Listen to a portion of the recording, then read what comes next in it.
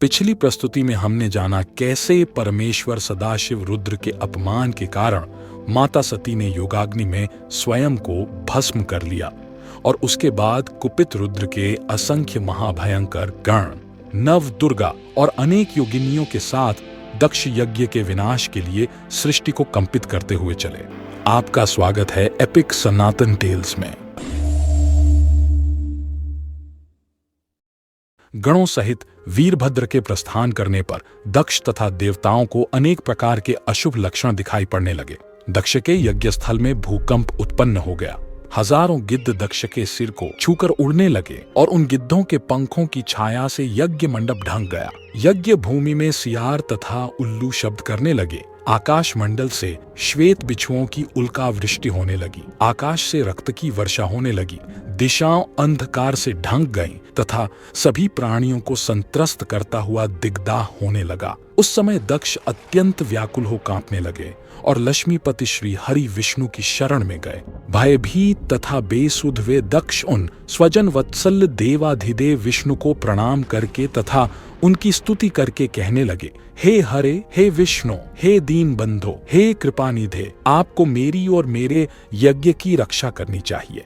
आप ही यज्ञ के रक्षक, यज्ञ करने वाले और यज्ञ स्वरूप हैं। हे प्रभु, आपको ऐसी कृपा करनी चाहिए जिससे यज्ञ का विनाश न हो।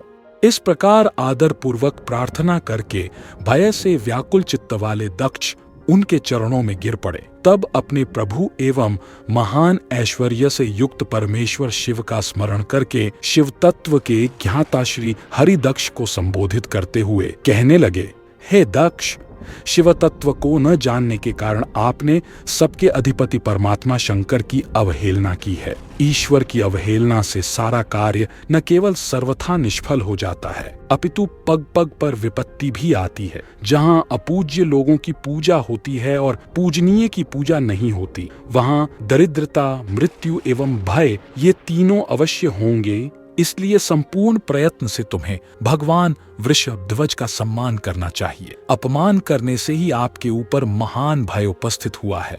हम सब लोग प्रभु होते हुए भी आज आपकी दुर्नीति के कारण कुछ भी करने में समर्थ नहीं है। इसी समय रुद्र के भेजे हुए गणनायक वीरभद्र अपनी सेना के साथ यज्ञ स्थल में जा पहुंचे। कुछ गण भूपृष्ठ पर आ गए, कुछ आकाश में स्थित हो गए और कुछ गण दिशाओं तथा विदिशाओं को व्याप्त करके खड़े हो गए। शिव की आज्ञा से वे रुद्र के समान पराक्रम वाले वीरों में श्रेष्ठ असंख्य गण सिंहनाद करते हुए वहां पहुंच गए।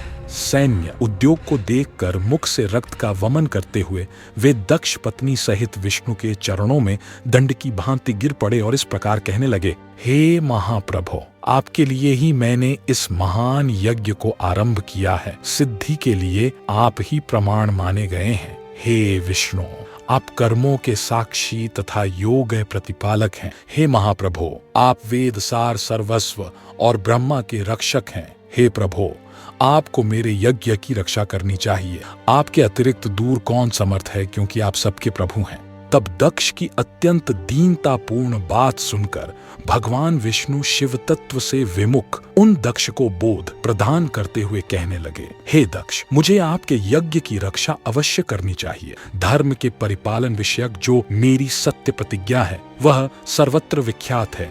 हे दक्ष, रुद्र के कोप से आपकी रक्षा करने में यहाँ कौन समर्थ है? हे दक्ष, आपकी रक्षा किसको अभिमत नहीं है, परंतु जो आपकी रक्षा करने को उद्यत होता है वह दुर्बुद्धि है। ये रुद्रगणों के स्वामी शत्रुमर्दन तथा रुद्र की क्रोधाग्नि से उत्पन्न वीरभद्र यज्ञ भूमि में आ गए हैं। ये हम लोगों के विनाश के लिए आए हैं, इसमें संशय नहीं है। चाहे कुछ भी हो, वास्तव में इनके लिए कुछ भी अशक्य नहीं है। मैं भ्रम से आज जो महादेव जी की शपथ का उल्लंघन करके यहाँ जो रुक गया, उसके कारण आपके साथ मुझे भी दुख सहना पड़ेगा। हे दक्ष, आज मुझ में इनको रोक सकने की शक्ति नहीं है, क्योंकि शपथ का उल्लंघन करने से मैं शिवद्रोही हो गया हूँ। भगवान शिव से द्रोह करने वाले को त्रिकाल में भी सुख नहीं मिलता है। अतः आज आपके साथ मुझे भी अवश्य दुख प्राप्त हुआ है। मेरा सुदर्शन नामक चक्र भी इन पर प्रभाव नहीं डाल पाएगा, क्योंकि यह शैव चक्र केवल अशैवों का लय करने वाला है। वीरभद्र पर इस चक्र से प्रहार करते ही बिना उनका वध किए ही यह शैव चक्र शीघ्र ही शिव जी के पास चला जाएगा। यह शैव चक्र शिव की शपथ का उल्लंघन करने वाले मेरे पास मुझ पर सहसा बिना प्रहार किए हुए ही अब तक स्थित है। यही उनकी महान कृपा है।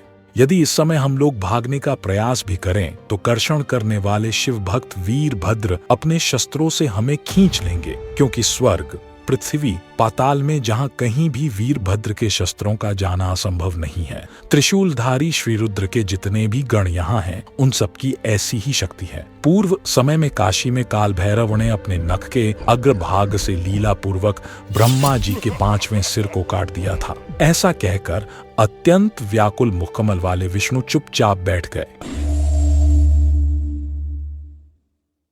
उसी समय वीरभद्र भी यज्ञ मंडप में आ पहुंचे। विष्णु ऐसा कह ही रहे थे कि वीरभद्र के साथ विशाल सैन्य समूह भी आ गया, जिसे देवता आदि ने देखा। उस समय इंद्र हाथ में गदा धारण कर देवताओं को साथ लेकर वीरभद्र से युद्ध करने के लिए तत्पर हो गए। उस समय इंद्र हाथी पर सवार हो गए, अग्नि भेंट पर सवार हो गए, यम भैंसे पर चढ़ गए और निकृति प्रेत पर सवार हो गए। वरुण मकर पर, वायु मृग पर और कुबेर पुष्पक विमान पर आरूढ़ हो आलस्य रहित होकर युद्ध के लिए तैयार हो गए। इसी प्रकार प्रतापी अन्य देव समूह, यक्ष, चारण तथा गुह्यक भी अपने अपने वाहनों पर आरूढ़ होकर तैयार हो गए। उस समय देवताओं तथा शिवगणों में महान युद्ध होने लगा। वे तीखे तोमर तथा बाणों से परस्पर युद्ध करने लगे। उस युद्ध महोत्सव में शंख तथा भेरियां बजने लगीं और बड़ी बड़ी दुंदुभियां, नगाड़े तथा डिंडिम आदि बजने लगे। उस महान शब्द से उत्साह में भरे हुए समस्त देवगण लोकपालों को साथ लेकर उन शिवगणों को मारने लगे। इंद्र आदि देवताओं एवं लोकपालों ने भृगु के मंत्र बल के प्रभाव से शिव जी के गणों को परामुख कर दिया। उस समय याज्ञिक भृगु जी ने दीक्षा ग्रहण किए हुए दक्ष के तथा देवताओं के संतोष हेतु और यज्ञ की निर्विघ्न समाप्ति के लिए उन शिवगणों का उच्चाटन कर दिया। इस प्रकार अपने गणों को पराजित देखकर वीरभद्र क्रोध में भर उठे और भूत, प्रेत तथा पिशाचों को पीछे करके वे महाबली वीरभद्र बैल पर सवार सभी शिवगणों को आगे करके स्वयं त्रिशूल लेकर देवताओं को गिराने लगे। सभी शिवगणों ने भी त्रिशूल के प्रहारों से देवताओं, यक्षों, साध्य गणों, गुह्यकों तथा चारणों को मार डाला। गणों ने तलवारों से कुछ देवताओं के 2 टुकड़े कर दिए, कुछ को मुदगरों से पीट डाला, कुछ को घायल कर दिया। इस प्रकार देवता पराजित होकर भाग चले और एक दूसरे को रणभूमि में छोड़कर देवलोक को चले गए।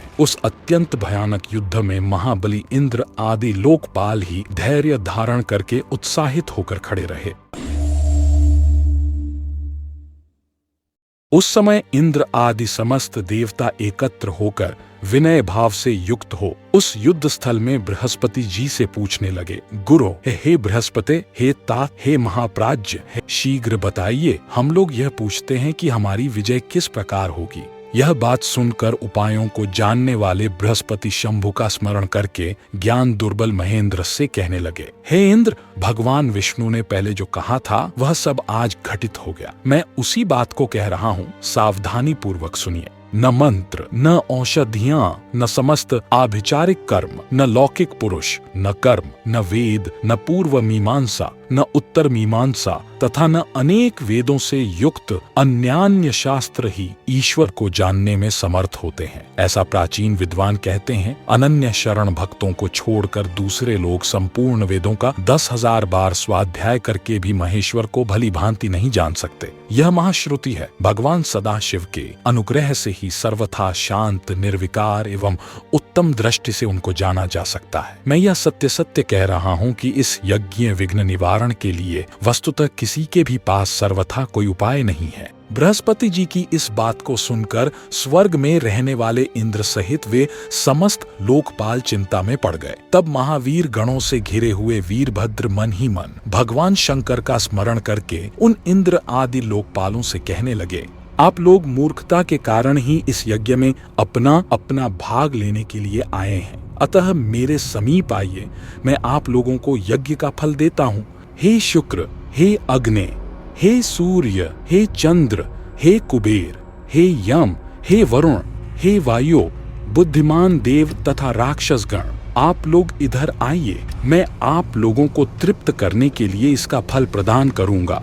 इस प्रकार कहकर गणों में श्रेष्ठ वीरभद्र ने क्रोध में भरकर तीक्ष्ण बाणों से उन सभी देवताओं को शीघ्र ही घायल कर दिया। उन बाणों से घायल होकर इंद्र आदि वे समस्त सुरेश्वर भागकर 10 दिशाओं में चले गए। लोकपालों के चले जाने पर और देवताओं के भाग जाने पर वीरभद्र गणों के साथ यज्ञशाला के समीप पहुंचे। उस समय वहां उपस्थित समस्त अत्यंत भयभीत होकर रमापति श्रीहरि की शरण में गए। उन ऋषियों की करुण प्रार्थना पर शरणागत वत्सल श्री हरि विष्णु वीरभद्र के साथ युद्ध करने के लिए उद्यत हो गए। महाबली चतुर्भुज भगवान विष्णु हाथों में चक्र आदि आयुध धारण कर सम्यक सावधान होकर देवताओं के साथ यज्ञ मंडप से बाहर निकले। अनेक गणों से समन्वित तथा हाथ में त्रिशूल धारण किए हुए वीरभद्र ने महाप्रभु विष्णु को युद्ध के लिए तैयार देखा। उन्हें देखते ही वीरभद्र टेढ़ी भौहों से युक्त मुखमंडल वाले हो गए, जैसे पापी को देखकर यमराज और हाथी को देखकर सिंह हो जाता है।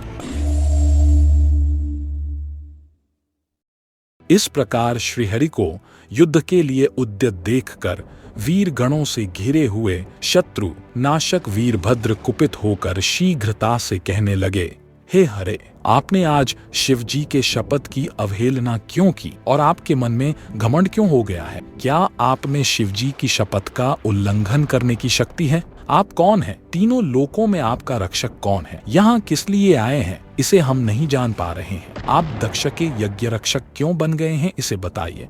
इस यज्ञ में सती ने जो किया उसे क्या आपने नहीं देखा और दधीचि ने जो कहा उसे क्या आपने नहीं सुना? आप दक्ष के इस यज्ञ में अवदान यज्ञ भाग प्राप्त करने के लिए आए हुए हैं। हे महाबाहो, मैं आपको अवदान देता हूँ। हे हरे, मैं त्रिशूल से आपका वक्षस्थल विदीर्ण करूंगा। आपका कौन रक्षक है वह मेरे समक्ष आए, मैं आपको पृथ्वी पर धराशायी करूंगा, अग्नि से जला दूंगा और पुनः दग्ध हुए आपको पीस डालूंगा। हे हरे, हे दुराचारी, हे अधम, क्या आप शिवजी के पावन सहात्म्य को नहीं जानते? वीरभद्र की इस बात को सुनकर बुद्धिमान सुरेश्वर श्रीहरि प्रसन्नता पूर्वक हंसते हुए कहने लगे, आप निशंक होकर मेरे साथ युद्ध कीजिए। आपके अस्त्रों से शरीर के भर जाने पर ही मैं अपने आश्रम को जाऊंगा। ऐसा कहकर विष्णु चुप होकर युद्ध के लिए तैयार हो गए और महाबली वीरभद्र भी अपने गणों के साथ युद्ध के लिए उद्यत हो गए। तभी शत्रुओं के विनाशक महाबलवान वीरभद्र भगवान विष्णु के साथ युद्ध में सभी प्रकार के दुखों को दूर करने वाले भगवान शंकर का अपने हृदय में ध्यान करके दिव्य रथ पर आरूढ़ होकर बड़े महान अस्त्रों को लेकर सिंह के समान गर्जन करने लगे। बलशाली विष्णु भी अपने योद्धाओं को उत्साहित करते हुए महान शब्द करने वाले अपने 5 जन्य नामक शंख को बजाने लगे। उस शंख की ध्वनि को सुनकर जो देवता पहले युद्ध भूमि छोड़कर भाग खड़े हुए थे वे तत्क्षण लौट कर आ गए। तब सेना सहित समस्त इंद्र आदि लोकपाल सिंह गर्जना करके वीरभद्र के गणों के साथ युद्ध करने लगे। उस समय सिंहनाद करते हुए गणों एवं लोकपालों के बीच भयंकर घन घोर द्वंद्व युद्ध छिड़ गया। इंद्र नंदी के साथ युद्ध करने लगे, अग्नि अशमा के साथ और बलशाली कुबेर कृष्मांडपति के साथ युद्ध करने लगे। तब इंद्र ने 100 पर्व वाले वज्र से नंदी पर प्रहार किया। नंदी ने भी त्रिशूल से इंद्र की छाती में प्रहार किया। बलवान इंद्र और नंदी दोनों एक दूसरे को जीतने की इच्छा से अनेक प्रकार के प्रहार करते हुए परस्पर लड़ने लगे। अत्यंत क्रोधयुक्त अग्नि ने अपनी शक्ति से अश्मा पर प्रहार किया तथा उसने भी अग्नि पर बड़े वेग से तीक्ष्ण धार वाले त्रिशूल से प्रहार किया। गणों में श्रेष्ठ यूथपति महालोक प्रीतिपूर्वक शिवजी का ध्यान करते हुए यमराज के साथ घनघोर युद्ध करने लगे। महान बलशाली चंड आकर के निकृति को तिरस्कृत करते हुए बड़े बड़े अस्त्रों से उनके साथ युद्ध करने लगे। महाबलवान मुंड भी त्रिलोकी को विस्मित करते हुए अपनी उत्तम शक्ति से वरुण के साथ युद्ध करने लगे। वायु ने अपने परम तेजस्वी अस्त्र से भृंगी को आहत कर दिया और प्रतापी भृंगी ने भी त्रिशूल से वायु पर प्रहार किया। वीर कूष्मांडपति ने पहुंचकर हृदय में आदर पूर्वक शिवजी का ध्यान करके कुबेर के साथ युद्ध करना प्रारंभ किया। महान भैरवीपति योगिनियों के समूह को साथ लेकर समस्त देवताओं को विदीर्ण करके विचित्र रूप से उनका रक्त पीने लगे। क्षेत्रपाल श्रेष्ठ देवताओं का भक्षण करने लगी और काली भी उन देवताओं को विदीर्ण कर रक्त पीने लगी। तब शंडरुओं का संहार करने वाले भगवान विष्णु उनके साथ युद्ध करने लगे और उन्होंने 10 दिशाओं को दग्ध करते हुए वेगपूर्वक अपना चक्र फेंका। चक्र को वेगपूर्वक आते हुए देखकर बलवान क्षेत्रपाल ने सहसा वहां पहुंचकर उस चक्र को खा लिया। शत्रुओं के नगर को जीतने वाले भगवान विष्णु ने अपने चक्र को ग्रसित हुआ देखकर उसके मुख को मसलकर उस शत्रु के मुख से चक्र को उगलवा लिया। तब संसार के एकमात्र स्वामी, महानुभाव तथा महाबलवान भगवान विष्णु अत्यंत कुपित हो उठे। वे क्रोधित होकर अपने चक्र तथा अनेक प्रकार के अस्त्रों को लेकर उन अस्त्रों से उन महावीर गणों के साथ युद्ध करने लगे। विष्णु ने प्रचंड पराक्रम के साथ भयंकर महायुद्ध किया। वे अनेक प्रकार के अस्त्र चलाकर प्रसन्नता पूर्वक उनके साथ युद्ध कर रहे थे। वे भैरव आदि गण भी अत्यधिक क्रोध में भरकर महान ओज से अनेक प्रकार के अस्त्रों को छोड़ते हुए उनके साथ युद्ध करने लगे। इस प्रकार अतुलनीय तेज वाले विष्णु के साथ होते हुए उनके युद्ध को देखकर बलवान वीरभद्र लौटकर उनके पास पहुंचकर विष्णु के साथ स्वयं युद्ध करने लगे। उसके बाद महातेजस्वी माधव भगवान विष्णु अपने चक्र को लेकर कुपित हो उन वीरभद्र के साथ युद्ध करने लगे। अनेक प्रकार के अस्त्र धारण करने वाले महावीर वीरभद्र तथा सागरपति विष्णु, उन दोनों का रोमांचकारी घनघोर युद्ध होने लगा। विष्णु के योग बल से उनके शरीर से शंख, चक्र और गदा हाथों में धारण किए हुए असंख्य वीरगण प्रकट हो गए। विष्णु के समान ही बलशाली तथा नाना प्रकार के अस्त्रों को धारण किए हुए वे वीरगण वार्तालाप करते हुए वीरभद्र के साथ युद्ध करने लगे। वीरभद्र ने भगवान शंकर का स्मरण करके विष्णु के समान तेजस्वी उन सभी को अपने त्रिशूल से मारकर भस्म कर दिया। तत्पश्चात उन महाबली वीरभद्र ने युद्ध भूमि में ही लीला पूर्वक विष्णु को छाती पर त्रिशूल से प्रहार किया। पुरुषोत्तम श्री हरि त्रिशूल के प्रहार से घायल होकर सहसा भूमि पर गिर पड़े और अचेत हो गए। भगवान विष्णुपुंज उठकर क्रोध से नेत्रों को लाल किए हुए अपने चक्र को उठाकर वीरभद्र को मारने के लिए खड़े हो गए। तब दीनता रहित चित्त वाले शिव स्वरूप प्रलयकालीन आदित्य के समान महातेजस्वी उस चक्र को स्तंभित कर दिया। मायापति महाप्रभु शंकर के प्रभाव से विष्णु के हाथ में स्थित चक्र चल नहीं पाया, वह निश्चित रूप से स्तंभित हो गया था। वीरभद्र ने जब भगवान विष्णु को स्तंभित कर दिया तब यह देखकर याज्ञ को स्तंभन से मुक्त कराने वाले मंत्र का जप करके उन्हें स्तंभन से मुक्त कर दिया। तदनंतर स्तंभन से मुक्त होने पर सारंग नामक धनुष धारण करने वाले रमापति ने कुपित होकर बाण सहित अपने धनुष को उठा लिया। उन वीरभद्र ने 3 बाणों से विष्णु के सारंग धनुष पर प्रहार किया और वह उसी क्षण 3 टुकड़ों में विभक्त हो गया। वीरभद्र को अत्यंत कुपित और क्रोध संपन्न जान श्री हरि विष्णु अंतर्ध्यान हो गए। ब्रह्मा जी भी पुत्र के शोक से पीड़ित हो सत्यलोक को चले गए। यज्ञोपजीवी जो देवता थे, मुनियों सहित उन सब को शिवगणों ने जीत लिया।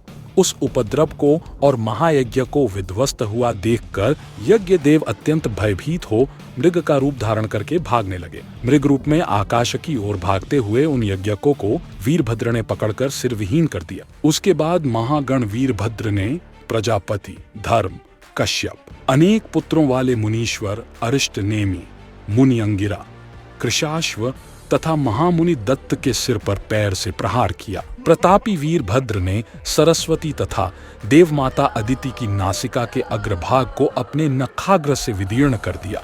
तत्पश्चात क्रोध के कारण चढ़ी हुई आंखों वाले उन वीरभद्र ने अन्यान्य देवताओं को भी विदीर्ण कर उन्हें पृथ्वी पर गिरा दिया। उसी समय प्रतापी मणिभद्र ने भृगु को पटक दिया और उनकी छाती पर पैर से प्रहार करके उनकी दाढ़ी नोच ली। छंड ने बड़े वेग से पूषा के दांत उखाड़ लिए, जो पूर्व काल में महादेव जी को दक्ष द्वारा शाप दिए जाने पर दांत दिखाकर हंस रहे थे। नंदी ने भग को रोष पूर्वक पृथ्वी पर गिरा दिया और उनकी दोनों आंखें निकाल ली। जिन्होंने शिव को शाप देते हुए दक्ष की ओर नेत्र से संकेत किया था। दक्ष छिप गए थे। वीरभद्र पता लगाकर बलपूर्वक उन्हें खींच लाए। उनका गाल पकड़कर उन्होंने उनके मस्तक पर तलवार से आघात किया, परंतु योग के प्रभाव से उनका सिर फटा नहीं, अभेद्य ही रह गया। तब उनके सिर को अस्त्र शस्त्रों से अभेद्य समझकर उन्होंने पैरों से दक्ष की छाती को दबाकर हाथ से सिर को तोड़ दिया। तदनंतर गणों में श्रेष्ठ वीरभद्र ने उन शिवद्रोही दुष्ट दक्ष के उस सिर को अग्निकुंड में डाल दिया। उस समय वीरभद्र अपने हाथ में त्रिशूल घुमाते हुए इस प्रकार शोभित हो रहे थे, मानो युद्ध भूमि में संवर्ताग्नि सबको जलाकर क्रोध में भरी हुई पर्वत के समान स्थित हो। तत्पश्चात दक्ष आदि को जलाकर वीरों को शोभा से युक्त त्रिलोकी को गुंजित करते हुए वीरभद्र ने भयानक अट्टहास किया। तदनंतर वहां गणों सहित वीरभद्र के ऊपर नंदनवन की दिव्य पुष्प वृष्टि होने लगी। तदनंतर घोर अंधकार का नाश करने वाले सूर्य की भांति वे वीरभद्र दक्ष और उनके यज्ञ का विनाश करके कृतकार्यम हो तुरंत कैलाश पर्वत पर चले गए। कार्य को पूर्ण किए हुए वीरभद्र को देख शिवजी मन ही मन प्रसन्न हुए और उन्होंने वीरभद्र को गणों का अध्यक्ष बना दिया। सभी देवता भयभीत हुए ब्रह्मा जी के साथ श्री हरि विष्णु जी की शरण में गए और उसके बाद सभी देवों के देव महादेव के प्रिय निवास स्थान कैलाश पर गए। कैलाश भगवान शिव को सदा ही प्रिय है। वह मनुष्यों के अतिरिक्त किन्नरों, अप्सराओं तथा योग सिद्ध महात्माओं से सेवित था और बहुत ऊंचा था। वह चारों ओर से अनेक मणिमय शिखरों से सुशोभित था, अनेक धातुओं से विचित्र जान पड़ता था और अनेक प्रकार के वृक्ष तथा लताओं से भरा हुआ था। अनेक प्रकार के पशुओं, पक्षियों तथा अनेक प्रकार के झरनों से वह परिव्याप्त था। उसके शिखर पर सिद्धांगनाएं अपने अपने पतियों के साथ विहार करती थीं। वह अनेक प्रकार की कंधराओं, शिखरों तथा अनेक प्रकार के वृक्षों की जातियों से सुशोभित था। उसकी कांति चांदी के समान श्वेत वर्ण की थी। उन देवताओं ने उस कैलाश के निकट शिव के मित्र कुबेर की अलका नामक परम दिव्यपुरी को देखा। उन्होंने उसके पास ही सौगंधिक नामक दिव्य वन भी देखा, जो अनेक प्रकार के दिव्य वृक्षों से शोभित था और जहां पक्षियों की अद्भुत ध्वनि हो रही थी। उससे बाहर नंदा एवं अलकनंदा नामक दिव्य तथा परम पावन सरिताएं बह रही थीं, जो दर्शन मात्र से ही मनुष्यों के पापों का विनाश कर देती हैं। उसके बाद उस अलकापुरी तथा सौगंधिक वन को छोड़कर आगे की ओर जाते हुए उन देवताओं ने समीप में ही शंकर जी के वटवृक्ष को देखा, जिसके नीचे उन्होंने स्वयंभू शिव शंकर को बैठा देखा। शांत स्वभाव वाले, शिव भक्ति में तत्पर तथा महासिद्ध सनक आदि प्रसन्नता के साथ उनकी उपासना कर रहे थे। वे परमेश्वर शिव तपस्वी जनों को प्रिय लगने वाले सुंदर रूप को धारण किए हुए थे। वात्सल्य के कारण वे संपूर्ण विश्व के मित्र रूप प्रतीत हो रहे थे। इस प्रकार के स्वरूप वाले शिव को देखकर उस समय विष्णु आदि सभी देवताओं ने शीघ्रता से नम्रता पूर्वक दोनों हाथ जोड़कर उन्हें प्रणाम किया। तब सज्जनों के शरणदाता प्रभु रुद्र ने ब्रह्मा जी के साथ आए हुए विष्णु को देखकर उठ करके सिर झुकाकर उन्हें प्रणाम किया। श्री हरि विष्णु बोले, परम शांत रुद्र ब्रह्म को नमस्कार है। परमात्मा जटाधारी स्वयं प्रकाश महान महेश हमारा नमस्कार है। आप ही प्रजापतियों के सृष्टा, धाता, त्रिगुण, सत्व, रज, तम, स्वरूप, निर्गुण एवं प्रकृति तथा पुरुष से परे हैं। आप विष्णु को अपना मित्र मानने वाले, विष्णु को अपना कुटुंब मानने वाले, भानु रूप, भैरव सबको शरण देने वाले, त्रिलोचन, परब्रह्म, विकार रहित चिदानंद एवं प्रकाशवान हैं। हे प्रभो, हे नाथ, हे दुर्गेश, हे कृपा करने वाले, आप प्रजापति दक्ष के अपूर्ण यज्ञ का उद्धार कीजिए। भग देवता पूर्ववत नेत्र प्राप्त कर लें, यजमान दक्ष जीवित हो जाए, पूषा अपने दांतों को पूर्ववत प्राप्त कर लें तथा महर्षि भृगु की दाढ़ी पूर्ववत हो जाए। हे शंकर, शस्त्रों से तथा पत्थरों से छिन्न भिन्न शरीर वाले तथा आपके द्वारा अनुग्रही देवता आदि को आरोग्य प्राप्त हो जाए। हे नाथ, इस शेष यज्ञ कर्म में आपका ही पूर्ण भाग हो। आपके उसी रुद्र भाग से ही यज्ञ को पूर्ति होगी, इसमें कोई संदेह नहीं है। सभी देवताओं के अनुनय विनय करने पर परमेश्वर शिव प्रसन्न हो गए और प्रसन्न होकर बोले, हे श्रेष्ठ देवताओं, आप सभी सावधान होकर मेरी बात सुने। दक्ष के यज्ञ का विध्वंस मैंने कभी नहीं किया है। दक्ष स्वयं ही दूसरों से द्वेष करते हैं। दूसरों के प्रति जैसा व्यवहार किया जाएगा वह अपने लिए ही फलित होगा। अतः दूसरों को कष्ट देने वाला कार्य कभी नहीं करना चाहिए। जो दूसरों से द्वेष करता है वह द्वेष अपने लिए ही होता है। सभी देवताओं का कल्याण होगा। इस प्रकार कहकर वेद का अनुसरण करने वाले सुर सम्राट चराचर पति दयालु परमेश्वर महादेव जी चुप हो गए। भगवान शंकर का वह वचन सुनकर श्री विष्णु और ब्रह्मा सहित संपूर्ण देवता संतुष्ट हो गए। वे तत्काल साधुवाद देने लगे। तदनंतर भगवान शंभु को आमंत्रित करके ब्रह्मा और देवर्षियों के साथ भगवान विष्णु अत्यंत हर्षित हो पुनः दक्ष की यज्ञशाला की ओर चले। उस समय रुद्रदेव ने वहां यज्ञ का और विशेषतः देवताओं तथा ऋषियों का विध्वंस जो वीरभद्र के द्वारा किया गया था उसे देखा। स्वाहा, स्वधा, पूषा, तुष्टि, धृति, सरस्वती, अन्य समस्त ऋषि, पितर, अग्नि तथा अन्यान्य बहुत से यक्ष, गंधर्व और राक्षस वहां पड़े थे। उनमें से कुछ लोगों के अंग तोड़ डाले गए थे, कुछ लोगों के बाल नोच लिए गए थे और कितने ही उस सम्रांगण में मरे पड़े थे। उस यज्ञ की वैसी दुर्वस्था देखकर भगवान शंकर ने अपने गणनायक पराक्रमी वीरभद्र को बुलाकर हंसते हुए कहा, हे महाबाहु वीरभद्र, यह तुमने कैसा काम किया। हे तात, थोड़ी ही देर में देवता तथा ऋषि आदि को बड़ा भारी दंड दे दिया। हे तात, जिसने ऐसा द्रोहपूर्ण कार्य किया तथा इस विलक्षण यज्ञ का आयोजन किया और जिसे ऐसा फल मिला, उस दक्ष को तुम शीघ्र यहाँ ले आओ। उस दक्ष को सर रहित देख भगवान शंकर ने मुस्कुरा के वीरभद्र से पूछा, दक्ष का सिर कहाँ है। वीरभद्र ने कहा, हे शंकर, मैंने तो उसी समय दक्ष के सिर को आग में भस्म कर दिया था।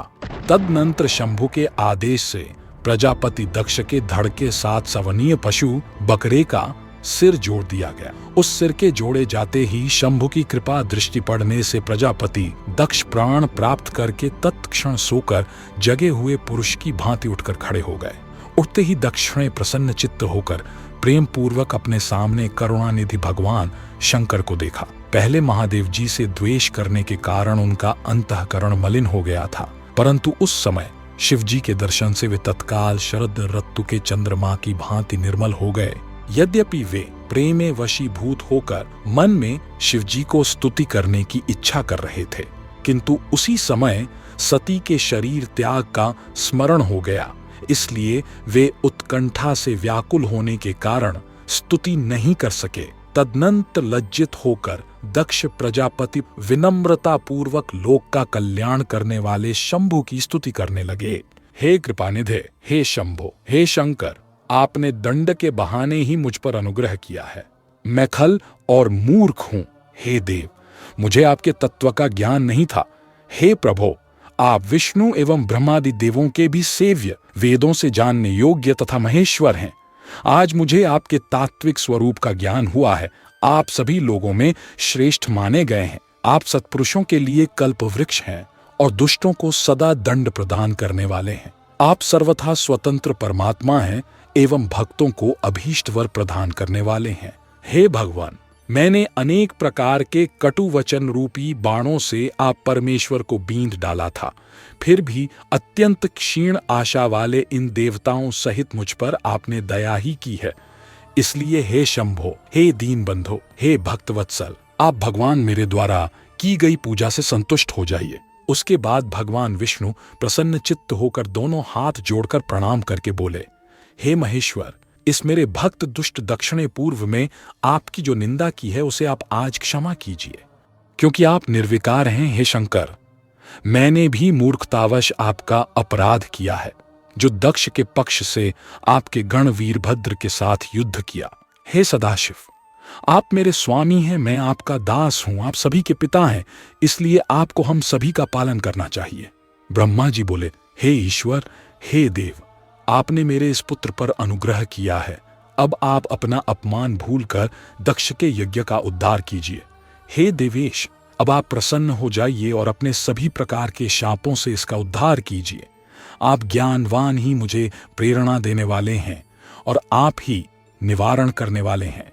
तब वे शंभु कृपा दृष्टि से सभी ऋषियों एवं देवताओं को देखकर तथा ब्रह्मा और श्री विष्णु का समाधान करके दक्ष से इस प्रकार कहने लगे, हे प्रजापते, हे दक्ष, मैं जो कुछ कह रहा हूं सुनिए। मैं प्रसन्न हूं। यद्यपि मैं सबका ईश्वर हूं और स्वतंत्र हूं, फिर भी सदा भक्तों के अधीन रहता हूं। मैं अपने सगुण स्वरूप के विषय में भी धर्म की दृष्टि से गोपनीय बात आपसे कहता हूं। जगत का परम कारण रूप मैं ही ब्रह्मा और विष्णु हूँ। मैं सबका आत्मा, ईश्वर, साक्षी, स्वयं प्रकाश तथा निर्विशेष हूँ। हे मुने, अपनी त्रिगुणात्मिका माया में प्रवेश करके मैं ही जगत का सृजन, पालन और संहार करता हुआ क्रियाओं के अनुरूप ब्रह्मा, विष्णु और रुद्र नामों को धारण करता हूँ। विधाता की भक्ति के बिना विष्णु की भक्ति नहीं हो सकती और विष्णु की भक्ति के बिना मेरी भक्ति कभी नहीं हो सकती है। यदि कोई विष्णु भक्त मेरी निंदा करेगा और मेरा भक्त विष्णु की निंदा करेगा तो आपको दिए उन समस्त शाप उन्हीं दोनों को प्राप्त होंगे और निश्चय ही उन्हें तत्वज्ञान की प्राप्ति नहीं हो सकती। उसके बाद भगवान शिव की आज्ञा पाकर प्रसन्नचित्त हुए शिव भक्त दक्ष ने शिव जी की कृपा से यज्ञ पूरा किया। उन्होंने देवताओं को यज्ञ भाग दिया और शिव जी को पूर्ण भाग दिया। साथ ही उन्होंने ब्राह्मणों को दान भी दिया। इस तरह उन्हें शंभु का अनुग्रह प्राप्त हुआ। इस प्रकार परब्रह्म स्वरूप शंकर की कृपा से दक्ष का यज्ञ पूरा हुआ और हमने देखा कैसे महादेव के गणाध्यक्ष वीरभद्र कितने भयंकर और क्रोधी थे, क्योंकि वे रुद्र के क्रोध भाव से उत्पन्न हुए, जिनका सामना चराचर जगत में देवताओं को छोड़ो स्वयं श्री हरि नारायण भी नहीं कर पाए और उन्होंने यज्ञशाला में सभी को दंड दिया। श्री हरि को इतना कष्ट या लज्जित क्यों होना पड़ा? इसका क्या कारण हो सकता है? हमेशा से एक ही कारण रहा है और वह है उनके भक्त। इसके पीछे था दधीचि का श्राप, जिसके कारण यह हुआ, जिसकी कथा हमें शिव महापुराण में मिलती है। परमात्मा हमेशा से ही अपने भक्तों के अधीन रहे हैं और हमने यह भी स्पष्ट रूप से जाना कि श्री हरि विष्णु और सदाशिव रुद्र में कोई भेद नहीं है। अगर कोई छोटा बड़ा या किसी भी परिधि से तुलना करता है तो वह सर्वदा मूर्ख और अज्ञानी है। ऐसा कितनी ही बार और कितने ही पुराणों में हमें मिलता है। श्री हरि विष्णु और सदाशिव रुद्र तो परम मित्र हैं, जिनकी लीला को समझना हमारी बुद्धि की सीमा के बाहर है। वीडियो पसंद आया तो ऐसी ही वीडियो के लिए चैनल को सब्सक्राइब और वीडियो को लाइक और शेयर कीजिए। आप सभी के समय के लिए आभार। मिलते हैं अगले वीडियो में।